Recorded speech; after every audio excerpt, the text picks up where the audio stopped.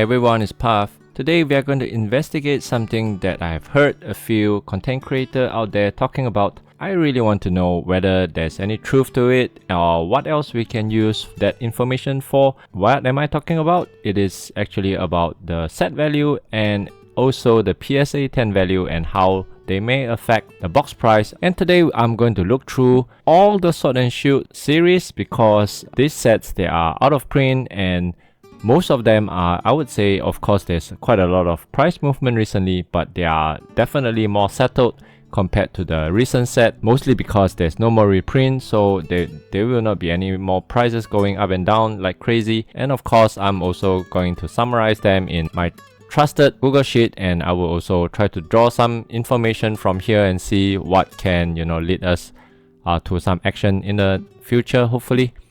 Now, what I was doing is actually just looking at all the sets. This is from Pokédata. If any of you are asking, there are actually many people who ask me this question. Maybe one day I would even do, just a quick introduction to Pokédata compared to like a collector app or Shiny, because there have been many people asking me this. But since I'm not sponsored by them, I don't see a reason why I should do that. I mean, I don't want to alienate anybody as well. But anyway, what I would do is I would just take every single set, open them up and look at the total set value, key it into the Excel sheet, Google Sheet, and also I would look at the raw cards and just for my curiosity. And also what is nice here is that you can just select PSA 10 and PSA 10 cards from based on value from high to low. It will show here. And what is very interesting is that here you will see that the top card for Sword and Shield base is actually a reverse holo fairy energy card. I was really surprised. I thought it's probably going to be the Snorlax VMAX, one of it, whether it's the rainbow rare. I'm very surprised, but this is actually not true because when I click into it, it's actually an Aerodactyl card. I think it's just wrongly captured by the app, or maybe on eBay somebody key in wrongly. But this is also something that piqued my interest. It's a Gengar holo card, just a normal holo, and it's worth $127 PSA 10, but this is Gengar. Yes, so this is so what I do is that I actually take the top 6 cards from each set. So for example, I take this up to Gengar and then I'll key it into my Google Sheet like so over here, and then I'll just take the the total of the all 6 cards, and then I try to make some sense out of it. And then this is for Rebel Clash, so let me just quickly show you the PSA 10 as well. So again, Magikarp is and the Snorlax is the surprise reverse holo Magikarp, and Snorlax holo are actually the top 2nd and 3rd card in the set. It's very interesting. And Magikarp again. Next one is Darkness Ablaze, mostly rainbow cards based on the raw ones.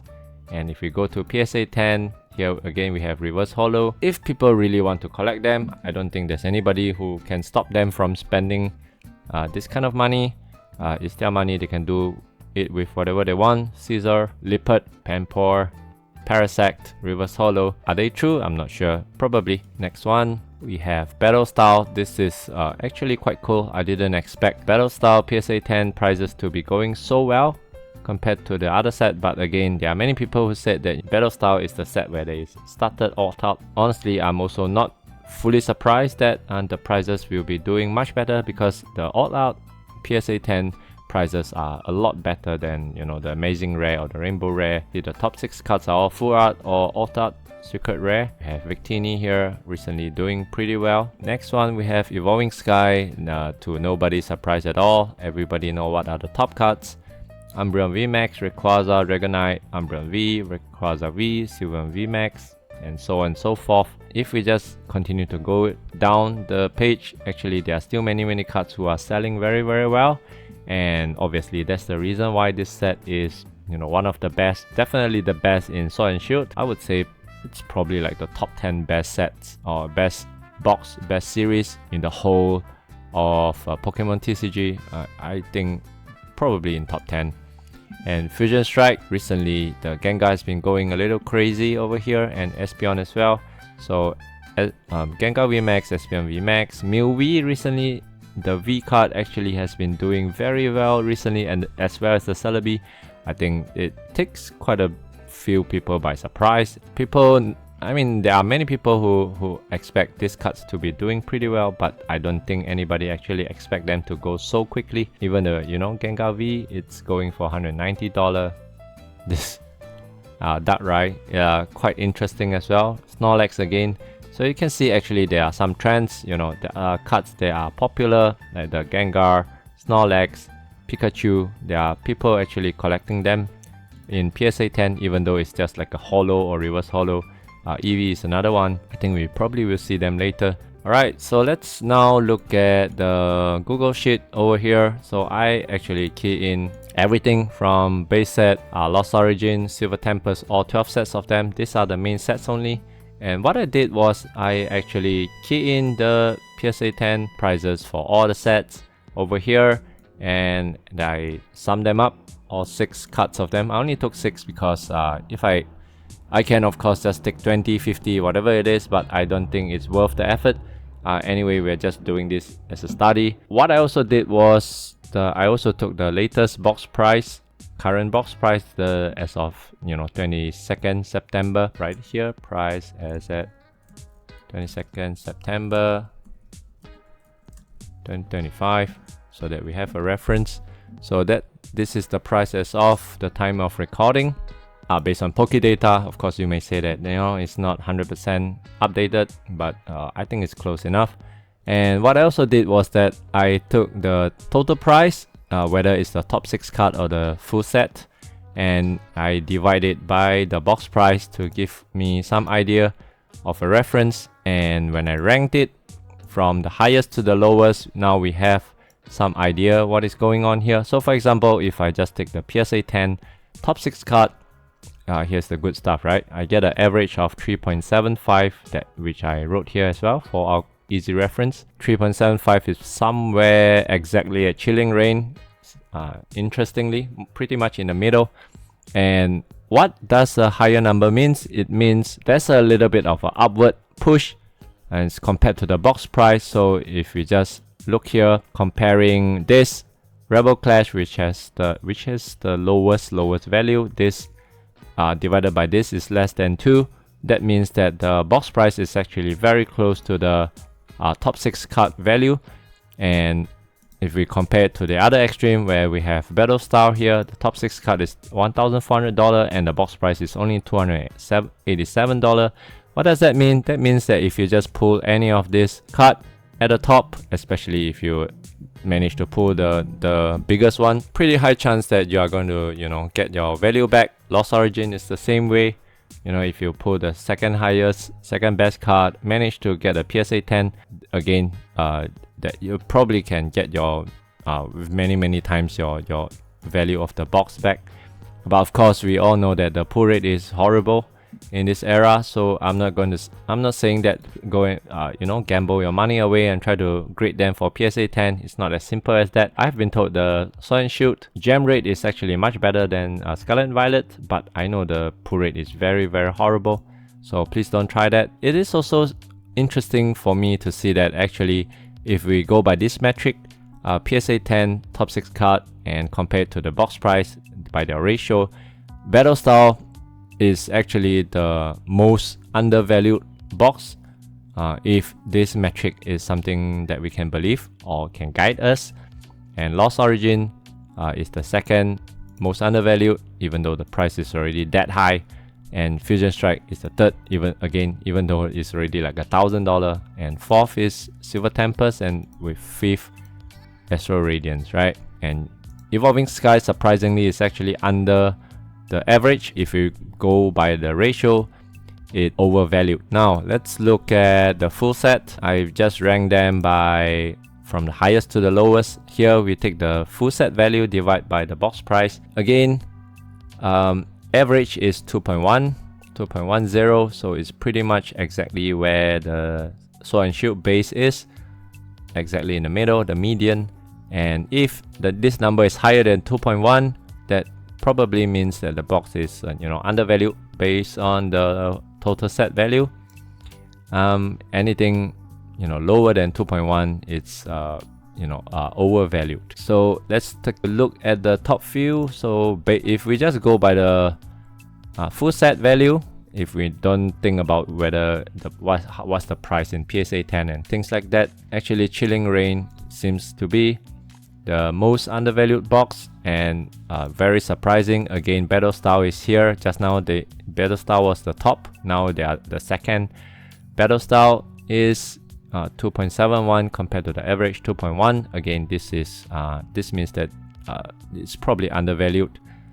And Astro Radiance is the third, and this one is a little bit of a surprise, because when we look at the PSA 10 top 6 card compared to the box price, Evolving Sky was actually below average. That means it is overvalued. But if we just look at the full set value, this is actually quite a little bit above the average, which means it's undervalued.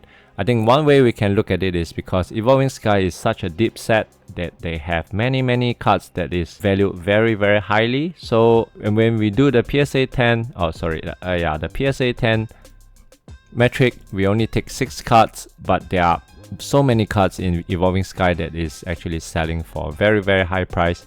If you just look at this, some of the top cards are only like some of these sets is only like $400, $200, $300. But if you just look at Evolving Sky, the card number 6 is still $600 worth.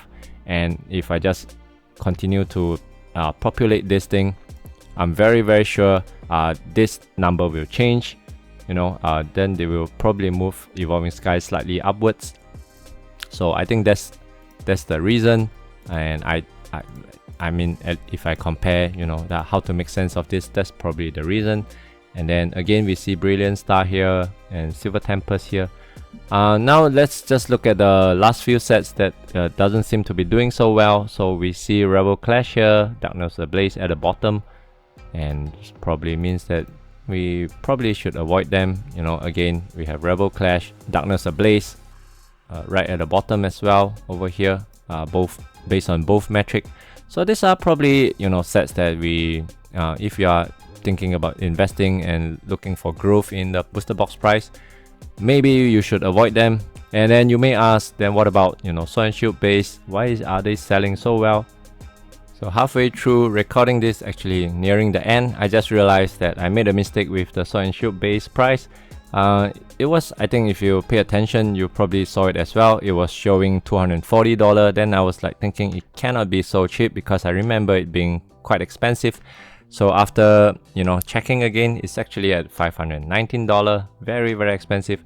So yeah, so that brings Sword and Shield base right to the bottom, together with Rebel Clash and Darkness Ablaze based on the full set value. And if we go at PSA 10, I believe is right there as well. Rebel Clash, Darkness Ablaze, Sword and Shield base, Vivid Voltage. So basically it's the same 4 set at the bottom. So that actually would have given us a little bit clearer idea. Actually Vivid Voltage is pretty close to the average, but this 3 set is really way off the average if we just go by both metric. So this is something I think we can take some reference from, because even though it doesn't really explain, then how is it that the Sword and Shield base and Rebel Clash is still doing so well in terms of the price? I think the only reason I can think of is they are actually not printed a lot. But if we compare to sets like a little bit safer, like the Evolving Sky, Fusion Strike, even the Lost Origin, these are cards and the packs that people will be opening for a long time to chase for the things like the Giratina, the Gengar, the EVs inside Evolving Sky. So people will continue to open them, as compared to sets like Rebel Clash, Sword and Shield base, Darkness Ablaze. Probably most people are just collecting them rather than opening them. So if we look in the long term, when we talk about ceiling of some of these sets, the sets that will continue to be open in the future will probably continue to grow at a faster rate, whereas sets, even though they are already pretty pricey right now, these are probably the reason I can think of is because people are still collecting them. They want a box of this, a box of that, and whatever the supply is out there, if they are taken up, then of course the price will continue to go up. But I don't believe there are many people who are actively ripping these sets to chase for, I don't know what they're chasing for, especially these 3 sets. I mean, the other sets, actually there are some things that people may chase, but this 3 set, honestly, I cannot recommend people to, if you're thinking about from investment point of view, probably not a good idea. If you just want to get a box to keep or to, you know, display to say that, oh, I have this in my collection, or, and then I think it's fine.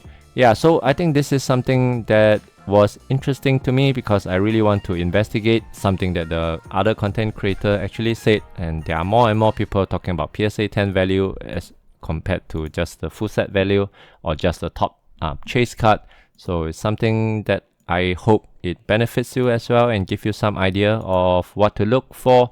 And I also want to mention there are actually people who mention in my comments that, oh, I wish you can give us a little bit more guides, you know, tell us what to do, you know, how to do certain things. But my intention is actually, I would rather just show you my thought process and what I look for when I try to make a decision, you know, what to buy, what to look out for, how to spot a good deal, compared to telling you exactly what to do. Because if I'm doing that, or if all the PokeTuber, the content creator out there are telling you exactly what to buy, usually when they say that, it's already too late, because they would have already, you know, jumped in, got whatever position they want. And if you are going in after them, it's usually already too late. But over here, one thing that jumps out is definitely battle style. So if from this video at least, battle style is probably something, if I find some good deals nearby in Singapore, I don't have to pay tax, I don't have to pay shipping, maybe I'll pick them up. If I really find, you know, prices like this, I'm not sure how accurate this is, but if I can find prices like this is USD, by the way, and then I will probably pick a few of them up. But other than that, you can make use of whatever, however you would like it to.